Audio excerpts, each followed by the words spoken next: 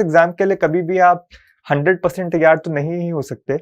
तो बेस्ट है कि आप एज यू गो अलोंग आप अपने आप को इवेल्युएट करते रहिए और देखते रहिए कि आप में क्या कमियां हैं, क्या आपकी स्ट्रेंथ्स हैं एंड उस पर बिल्ड करिए। ये बहुत इंपॉर्टेंट चीज है, सेल्फ बिलीफ वाला जो कंपोनेंट है, इस पर भी थोड़ी बात करूंगा मैं। और ये थोड़ा साइकोलॉजिकल एंगल है इसमें कि कैसे आप सेल्फ बिलीफ कल्टीवेट कर सकते हैं। मैं कोई एक्सपर्ट नहीं हूँ इसमें और ना मैं कोई लीडरशिप स्पोक्स पर्सन या फिर ना ही कोई मैं लीडरशिप मंत्राज और कोई सेल्फ हेल्प मंत्राज देने वाला हूँ। इससे मैं यही बताऊंगा कि मेरा क्या स्ट्रैटेजी थी, how did I make sure कि थ्रू दिस एंटायर प्रिपरेशन मैं डीमोटिवेट ना हूँ और मैं अपने जो मेरा स्किल्स हैं, जो मेरी एबिलिटीज हैं, उनमें कॉन्स्टेंटली बिलीव करता रहूँ। पांचवी चीज जो ये है, ये थोड़ी स्पेसिफिक चीज है, ये हर कैंडिडेट के लिए डिफरेंट होगी। जब हम एग्जाम में घुसते हैं तो हमारी एक सेट ऑफ स्किल्स होती हैं, सेट ऑफ स्ट्रेंथ्स होती हैं, जो हम काफी टाइम डिस्काउंट कर देते हैं ये सोचकर कि इस एग्जाम में कुछ और ही चाहिए। बट मुझे लगता है कि ऐसा ऐसा करना सही नहीं है, क्योंकि आपके पास जो अपनी जिस चीज के साथ आप उतरते हैं मैदान में, उसको अगर आप एक्सप्लॉइट ना करें तो फिर आपका जो एडवांटेज है वो आप थोड़ा बहुत लूज आउट कर रहे हैं। और फाइनल चीज है, काफी एक मैनेजमेंट प्रिंसिपल है, 80-20 प्रिंसिपल। इसमें कोई सोफिस्टिकेटेड चीज नहीं है, एक्सेप्ट फॉर द फैक्ट कि आप सब कुछ नहीं कर सकते, जो जो रिसोर्सेज अवेलेबल हैं सब कुछ आप नहीं पढ़ सकते। तो how do you strategise, how do you make sure कि जो चीजें रेलेवेंट है आप उन पर ध्यान रखें। सबसे पहले शुरू करते हैं पहले टॉपिक से, जो है being unafraid to take risks. और इसमें कुछ चीजें हैं जो आपको याद रखनी है।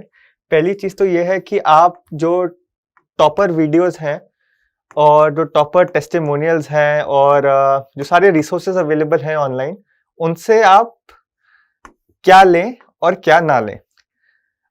इसमें मैं दो चीजों में स्प्लिट करूंगा, एक है प्लस और एक है माइनस, जिसमें प्लस बताता है कि क्या चीजें हमें लेनी चाहिए और माइनस बताता है क्या चीजें हमें थोड़ा डिस्काउंट करना चाहिए। सबसे ज्यादा इंपॉर्टेंट चीज है जो आपको देखनी है वो है डाइवर्सिटी ऑफ एक्सपीरियंसेस। डाइवर्सिटी से मेरा ये मतलब है कि क्योंकि हर कैंडिडेट ने डिफरेंट तरीके से एग्जाम में अच्छा किया है, आपको एक बहुत ही बड़ा रिसोर्स पूल मिल जाता है at the end of the day, जो कहता है कि अगर आप एक चीज में स्ट्रगल कर रहे हैं तो how do you overcome it. For instance, अगर आप ऐसे कोई कैंडिडेट हैं जिसको नोट्स बनाने का बहुत शौक है बट आप स्ट्रगल कर रहे हैं नोट्स बनाने में थ्रू दिस एग्जाम, तो you could refer to some of the toppers who have done really well in making very concise notes, जो उन्होंने रिपीटेडली रेफर किए हैं। तो this is a good idea कि आप उनके टेस्टिमोनियल्स देखें, उनके ब्लॉग्स देखें, उनके वीडियोस सुने, जिससे आपको आइडिया मिलेगा कि how you can overcome your own challenges.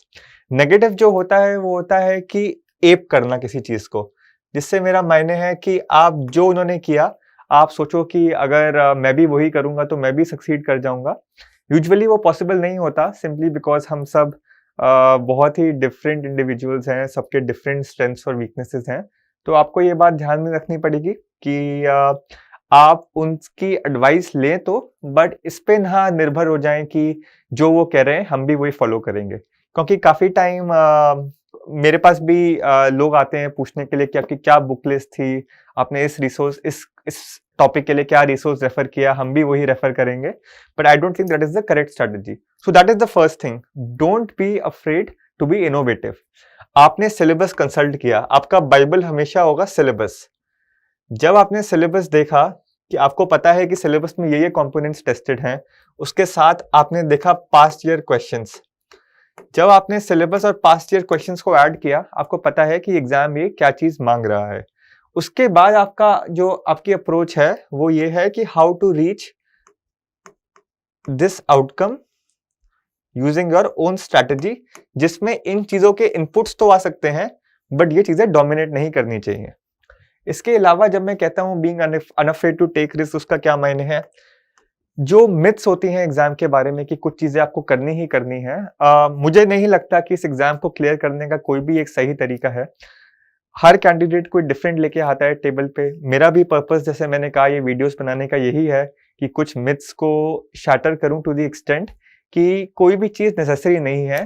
For instance, आपको एटलीस्ट 1 ईयर चाहिए एग्जाम की तैयारी करने में, या फिर आपको नोट्स बनाने जरूरी हैं, आपको सारा सिलेबस कंप्लीट करना ज़रूरी है। स्टैटिक पोर्शन आपको बहुत अच्छे से करना है। कोचिंग जॉइन करनी है। एंड ऐसे काफ़ी सारे हैं जो आप समझ गए होंगे कि मेरा इससे क्या मतलब है। बट अल्टीमेटली जो पॉइंट ये है कि आपका आपका एम है कि ये जो एग्ज़ाम है, आपको उसमें अच्छा करना है। आपको कोई परफेक्ट अप्रोच नहीं फाइंड आउट करनी है इस एग्ज़ाम में कि क्या अप्रोच है फाइंड कि अब क्या अप्रोच है एक्सेल करने की। और उसका ये भी मतलब है कि हम लोग भी जो कह रहे हैं, मैं भी जो कह रहा हूँ, वो भी कोई परफेक्ट स्ट्रैटेजी नहीं है। बट एटलीस्ट मैं ये कह सकता हूँ कि मैंने इनमें से कोई भी चीज़ नहीं करी, बट एग्ज़ाम में मैंने फिर भी मैं अच्छी रैंक हासिल कर पाया। तो इसका ये तभी आता है जब आपको एक इनोवेशन की जो आप में स्ट्रीक होती है, उसको आप डाई ना करने दें। जब आप पेपर भी लिखते हैं, तो एग्ज़ामिनर बहुत इंटरेस्टेड होता है ये जानने में कि आपका इंडिविजुअल पर्सपेक्टिव क्या है? आप क्या लेके आ रहे हैं एग्ज़ाम में, जो बाकी कैंडिडेट्स अभी तक ना लेके आए हैं? तो उसमें फॉर इंस्टेंस जब आप नोट्स ना बनाएँ, तो ऐसा ज़रूरी नहीं है कि आप अच्छा ना कर पाएँगे और एग्ज़ाम में चीज़ें याद नहीं रख पाएँगे। फॉर इंस्टेंस मेरा क्या स्ट्रैटेजी थी, मैं एक ही रिसोर्स को काफ़ी बार पढ़ता था। मुझे लगता था कि नोट्स बनाने से मेरे को बहुत ही डल फ़ील होता था कि ये एग्ज़ाम में आप वही चीज़ों के नोट्स पढ़ रहे हो और आपको जो सब्जेक्ट का फ्लेवर है, वो काफ़ी हद तक मिसिंग हो जाता है। तो मुझे वो रिस्क नहीं लेना था कि मैं अपना सिलेबस से इंटरेस्ट ही लूज़ आउट कर दूँ। इनफैक्ट मेरा ओनली इंटेंशन वाज़ कि मैं एन्जॉय करूँ जो मैं पढ़ रहा हूँ और तभी मैं उसके बारे में लिख पाऊँगा एग्ज़ाम के अंदर। अम, इसके अलावा जो सिलेबस पूरी कंप्लीट करने की बात है, इसमें मैं आगे आऊँगा 80-20 प्रिंसिपल के टाइम पे। जो लोग बहुत डर जाते हैं, इंटिमिडेट हो जाते हैं कि बहुत ज़्यादा सिलेबस है, बहुत कुछ है, कैसे होगा, कैसे नहीं होगा। अगर आप पास्ट ईयर क्वेश्चंस देखें, तो मुझे लगता है एग्ज़ाम काफ़ी चेंज हो रहा है। एग्ज़ाम का फ़ोकस बहुत ही कंटेम्परेरी अफेयर्स की तरफ शिफ्ट हो गया है, रादर दैन द फैक्ट कि जो स्टैटिक पोर्शन है, आई थिंक वो अंडर प्ले भी हो रहा है, अंडर एम्फसाइज़ भी हो रहा है। तो that is another important thing. Static portion पूरा करने की अगेन मैंने नहीं किया। काफ़ी हिस्ट्री, ज्योग्राफी जैसे टॉपिक्स जो थे मैंने उसको डी एम्फसाइज़ करके पॉलिटी और अदर इकोनॉमिक्स इश्यूज़ को ज़्यादा महत्व दिया। तो ये मैं आगे कवर करूँगा। कोचिंग की बात है, ये बहुत ही पर्सनल डिसीजन है कि आप ज्वाइन करना चाहते हैं या नहीं करना चाहते। मैंने कोई कोचिंग ज्वाइन नहीं करी थी क्योंकि मुझे लगा कि मैं खुद बेटर पढ़ सकता हूँ। तो जो स्टूडेंट्स ऐसे हैं जो सोचते हैं कि हमारे पास कोचिंग का एक्सेस नहीं है, इसी वजह से हम एग्ज़ाम क्लियर नहीं कर सकते, मुझे नहीं लगता वो 100% सही है। इवन दो आई अंडरस्टैंड कि काफ़ी लोगों को प्रोफेशनल गाइडेंस की ज़रूरत हो सकती है, बट आप इंटरनेट पे देखेंगे तो बहुत सारा मटेरियल ऑलरेडी अवेलेबल है। अगर उस सब मटेरियल को कंसल्ट करने के बाद भी आपको लगता है कि आप कुछ मिसिंग है आपकी पढ़ाई में, जो कोचिंग ही फुलफिल कर सकती है, then definitely by all means go for it.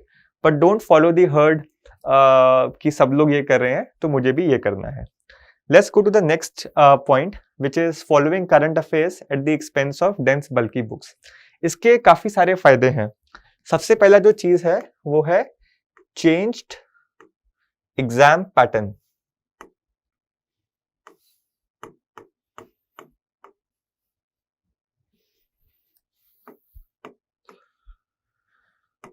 इससे मेरा ये मतलब है कि अगर आप क्वेश्चंस को देखें, क्वेश्चन पेपर को देखें, फॉर इंस्टेंस इस साल के आप जीएस 2 पेपर को देखें, तो आपको ये लगेगा कि काफ़ी सारे क्वेश्चंस ऐसे हैं जो सिलेबस से नहीं है या फिर जो नेसेसरीली किसी बुक से नहीं है। जब मैं एग्ज़ाम हॉल से वापस आया था, तो मेरा फर्स्ट कमेंट यही था कि जितनी मैंने पढ़ाई करी, मुझे नहीं लगता उन सब की डायरेक्टली कोई रेलेवेंस थी ये एग्ज़ाम लिखने में। इनफैक्ट सबसे ज़्यादा रेलेवेंट ये था कि मैं जनरल मेरी अंडरस्टैंडिंग क्या है चीज़ों के बारे में, क्या मैं समझता हूँ चीज़ों के बारे में, जिसकी मैंने कभी भी डायरेक्टली पढ़ाई नहीं करी। इस बात का मतलब यही है कि एग्ज़ाम का स्ट्रक्चर बहुत कंटेम्परेरी फ़ोकस्ड है, बहुत करंट अफेयर्स फ़ोकस्ड है। अब अगर आप पॉलिटी में 1000 चीज़ें याद कर लें, तो इसका कोई गारंटी नहीं है कि आप जीएस 2 भी अटेम्प्ट कर पाएँगे। अगर आप इकोनॉमिक्स में बहुत चीज़ें याद कर लें, तो ज़रूरी नहीं है कि आप इकोनॉमिक्स में अच्छा कर पाएँगे and so on and so fourth. तो अगर आप अपनी आँखें खुली रखें हर चीज़ के तरफ, जो भी इंडिया के रेलेवेंट है, जो भी इंडियन पॉलिसी के रेलेवेंट है, तो आई am sure you will do well in this. Second point जिसके लिए ज़रूरी है, I think it is more interesting as well. And मेरा खासकर ये मोटिवेशन था कि जब भी आप ये पढ़ाई करो ऐसे एग्ज़ाम के लिए, जिसमें आप इतनी सारी चीज़ें पढ़ते हो, it is very difficult to stay motivated, to stay interested. So you should make your life easier by opting for things that are more interesting. Current affairs हमेशा interesting होता है because you can relate it to what is happening around you, and जब आप ऐसी चीज कर पाते हो तो definitely थोड़ा interest वाला angle बढ़ जाता है. And when you add 1 and 2, then you की exam भी यही पूछ रहा है और this is more interesting, then you get a winning strategy. Third thing is how to do this. How to focus more on current affairs rather than focusing on lot of the static books, lot of the current affairs books, lot of the history, geography kind of material. इसमें इसके काफी तरीके हैं. First of all, जो newspaper लोग कहते हैं regularly पढ़ना जरूरी है, वो डेफिनेटली जरूरी है. बट एक चीज पे मैं डिफर करता हूं कि जो लोग कहते हैं कि एक ही न्यूज़पेपर पढ़ना है, ज्यादा अपने आप को ओवरवेल्म ना करो रिसोर्सेज से, मैंने एकदम ऑपोजिट स्ट्रेटेजी अपनाई. Rather than reading one newspaper, every day I will try to read as much news as I can. So मेरा मेंस के इंटायर टाइम में, और I would like to just take a detour to say कि मेरी preparation का timeline क्या था. In fact मैंने मेंस की तैयारी शुरू करी थी प्रीलिम्स के होने के जस्ट बाद. सो अक्टूबर 2020 से दिसंबर 2020, ये 3 मंथ्स का पीरियड ही था जिसमें मैंने मेंस की तैयारी करी, जिसमें मैंने ऑप्शनल किया, एथिक्स किया, सारे सब्जेक्ट्स किए. अगेन, इस कहने का यही मतलब है कि इट इज नॉट इम्पॉसिबल. अगर आपने प्रीलिम्स तक मेंस नहीं उठाया है तो दैट डजंट मीन कि आप मेंस की तैयारी कर ही नहीं सकते. And I am not the only candidate. मैं काफी लोगों को जानता हूं जिन्होंने मेंस पे बिल्कुल टाइम नहीं दिया था प्रीलिम्स से पहले, बट उन्होंने ये 3 महीने को अच्छे से यूज करके एग्जाम में काफी अच्छा किया. So that is one important thing to keep in mind. Coming back to this, जो ये वाला टाइम पीरियड था, इस टाइम पीरियड में मैंने क्या किया? मैं रफली अपना half of the day I would just spend on reading all the news I can, and the most important resource, and mind you, it is not Hindu, it is not the Indian Express, it is Google News. In fact, इसको मैं क्योंकि मैं कर सकता हूँ, इसको मैं underline भी करता हूँ.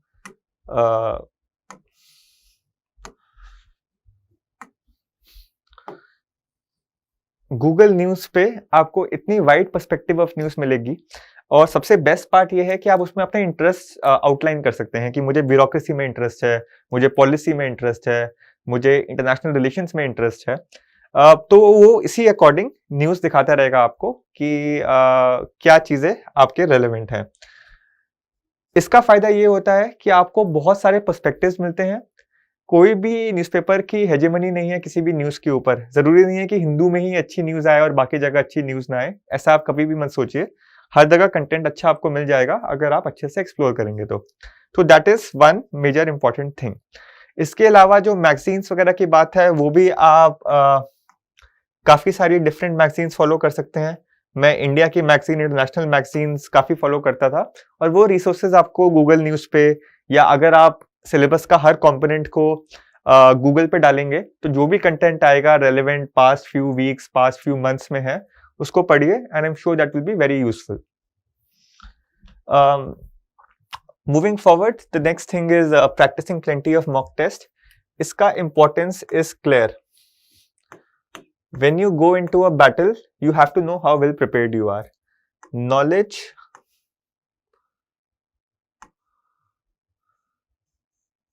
of your own prep.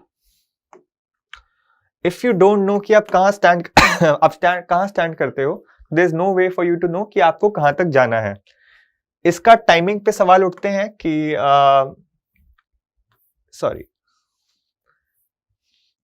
इसके टाइमिंग पे सवाल उठते हैं कि कब आपको मॉक टेस्ट स्टार्ट करना चाहिए. अगर आप मेरी बात सुने तो मैं कहूंगा कि सबसे पहले as soon as possible you should attempt mock test to see कि आप कहाँ स्टैंड करते हैं. जब आप नए एस्पिरेंट होते हैं, आपको पता नहीं होता कि आप अच्छा कर रहे हैं या बुरा कर रहे हैं. जितना आप डिले करेंगे उस मोमेंट ऑफ ट्रुथ को, उतना आपको प्रॉब्लम आ सकती है. तो I was always cognizant of the fact कि मॉक टेस्ट लिखना जरूरी है. मैंने करीबन अपने प्रीलिम्स के लिए I attempted close to I think over 50 mock tests, and for mains around 20 mock tests, and interview के लिए I went to around 15 mocks.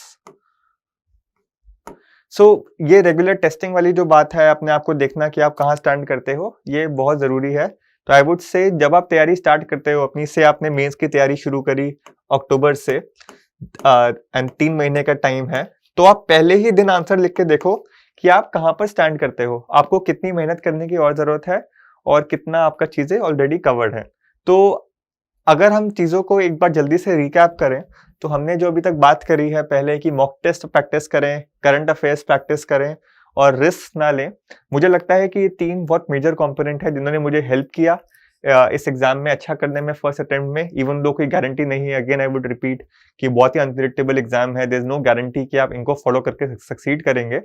But इनके बारे में सोचिए कि अगर आपको लगता है कि ये चीजें आपके लिए इंपॉर्टेंट हो सकती हैं, तो definitely go ahead with it, and I am sure it might also be helpful.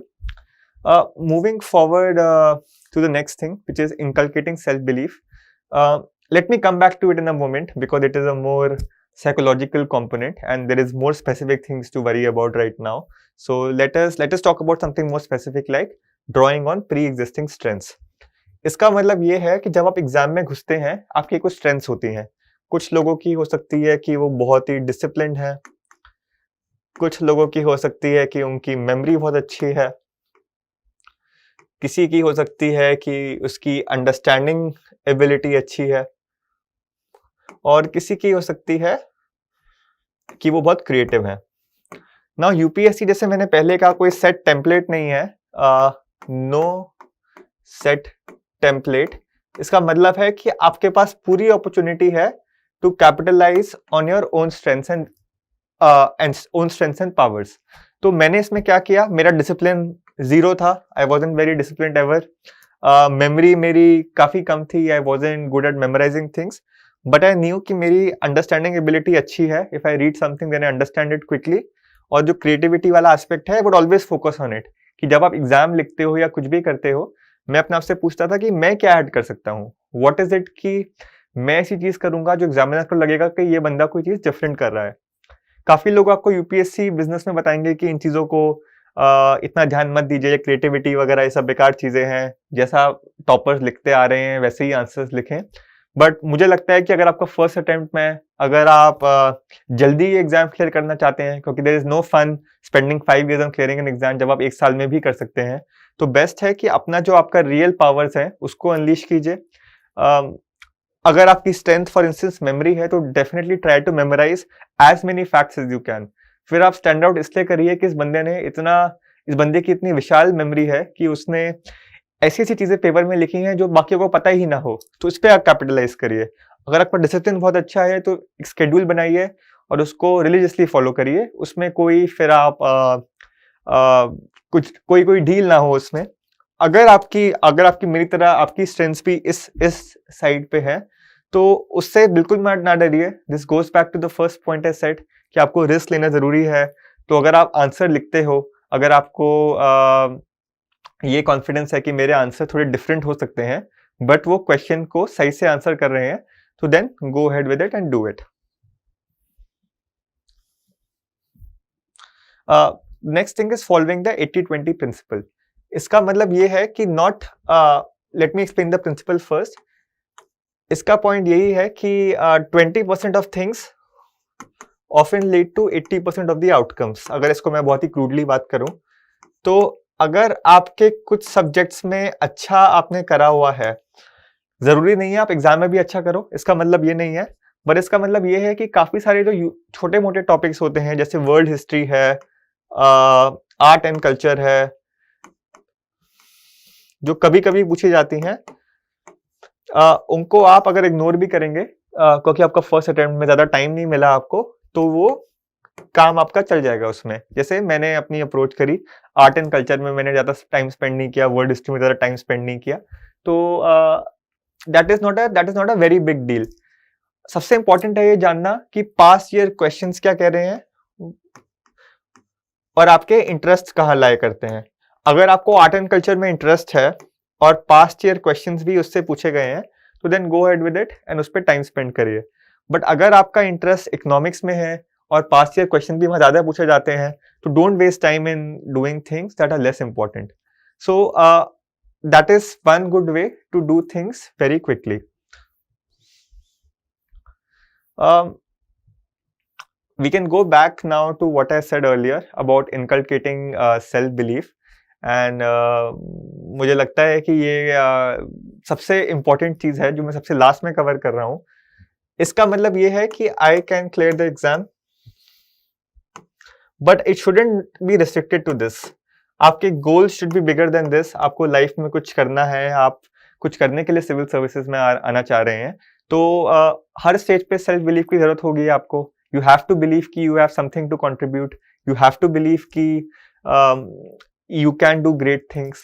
And उस realization के बिना I find it very hard to imagine कि how you will be able to succeed अगर आपके में ये self belief वाला component नहीं है.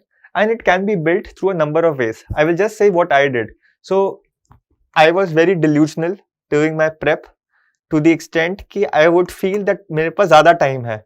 इट्स नॉट कि मेरे पास कम टाइम है, 4-5 महीने 6 महीने जो भी मेरे पास टाइम था, आई वुड फील कि ये बहुत टाइम है और सिलेबस इतना नहीं है, 6 महीने में ये चीज कवर हो सकती है। सेकेंड थिंग इज टू, जो मैंने किया, अगेन मैं कोई प्रिस्क्रिप्टिव बात नहीं कर रहा, I didn't join any study groups,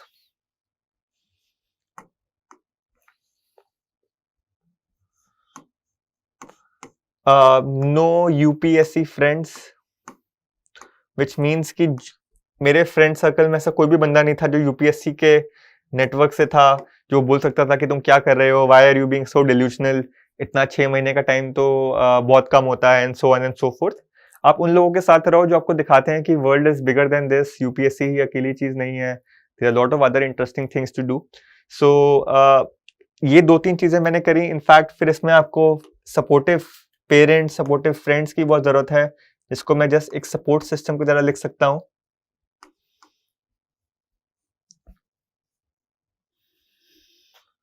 जो आपको कॉन्स्टेंटली ये बात बिलीव कराते पाए कि this is too small for you, this is not a great deal. UPSC को इतना बड़ा कभी भी ना बनाओ कि बहुत टफ एग्जाम है, इंडिया का टफेस्ट एग्जाम है एंड सो ऑन। पर्सनली मेरे एक्सपीरियंस में I don't think it's the toughest exam by any measure. जो भी आपको कोई और कहता है, don't think about that. I think the exam is testing बहुत स्ट्रेट फॉरवर्ड चीजें जो आपको सिलेबस देख के पता लग जाएगा, कोई रॉकेट साइंस नहीं है, क्वेश्चंस भी काफी स्ट्रेट फॉरवर्ड आते हैं। बस इसमें आपको ये दिखाना है कि आपको इंडिया में कितना इंटरेस्ट है, आप उस चीज को एक्सप्रेस कर सकते हैं या नहीं कर सकते, both in writing and in verbal, जब आप इंटरव्यू स्टेज तक पहुंचते हैं। तो that is the crux of what I did in my first attempt. अगर क्विकली हमें पूरे चीज को एक बार रिकैपिटुलेट करना है, तो सबसे इंपॉर्टेंट चीज जो मैंने कही, आपको इनोवेशन की काफी जरूरत है। आप वीडियोस देखिए, सबसे चीजें सीखिए, but don't try to copy anybody. आपका अपना इनोवेशन बहुत जरूरी है। सिलेबस को रेगुलरली फॉलो करती रहिए, पास्ट ईयर क्वेश्चंस देखते रहिए, ये आपको बताएगा कि स्ट्रेटजी आपकी क्या है।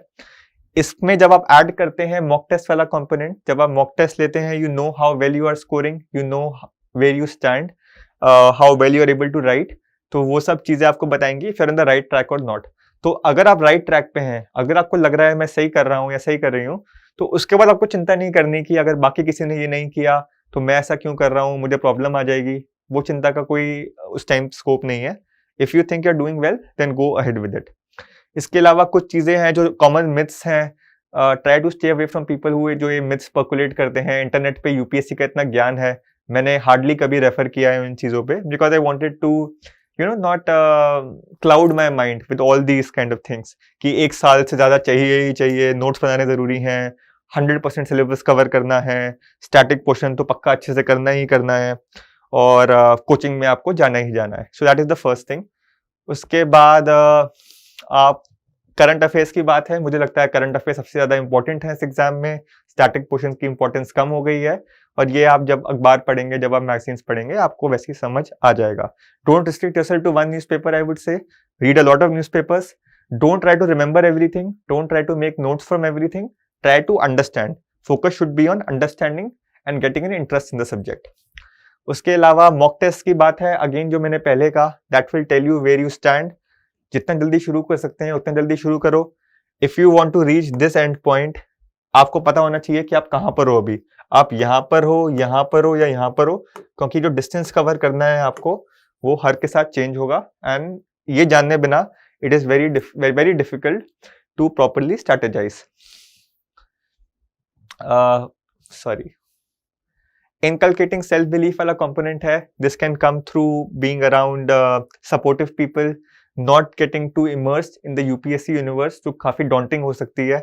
एंड थोड़ा बहुत delusions आपको inculcate करनी पड़ेंगी। इसको confidence भी कह सकते हो आप।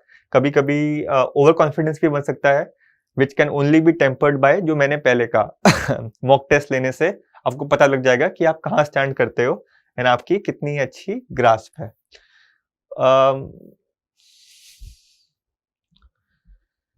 Drawing on pre existing strengths, जब आप एग्जाम की तैयारी शुरू करते हो, एक स्वॉट एनालिसिस वाली चीज होती है जो आप देखते हो कि मेरे में क्या अच्छाइयाँ हैं, क्या बुराइयां हैं, and how it can contribute to my preparation.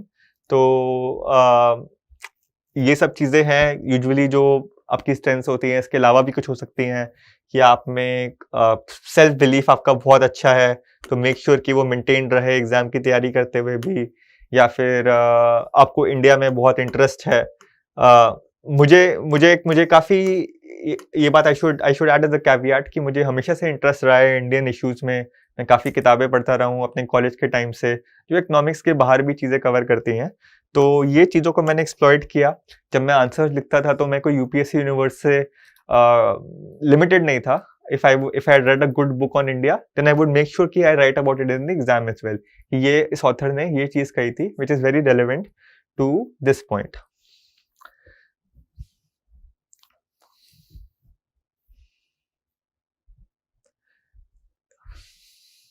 80-20 principal वाली जो लास्ट कंपोनेंट यहाँ पर था, don't be in a rush कि आपको सब कुछ कवर करना है। आपका पॉइंट है कि एक छोटे सेट ऑफ ऑप्शंस में आपको काफी अच्छे, जिसमें आपको इंटरेस्ट है, जो एग्जाम में पूछे जाते हैं, अगर उसमें आप अच्छा कर सकते हैं तो that is I think more than sufficient. oops, thank you, that is all for this video. And मैं बाकी वीडियोस में भी और एस्पेक्ट्स ऑफ माई प्रिपरेशन की बात करता रहूँगा। अगर आपको ये वीडियो अच्छा लगे तो लाइक करिए, शेयर करिए। नहीं अच्छा लगे तो I am sorry, but I hope कि आपको एटलीस्ट कुछ चीज़ तो मिली हो इससे जो आपकी प्रिपरेशन के लिए रेलेवेंट हो सके। Thank you.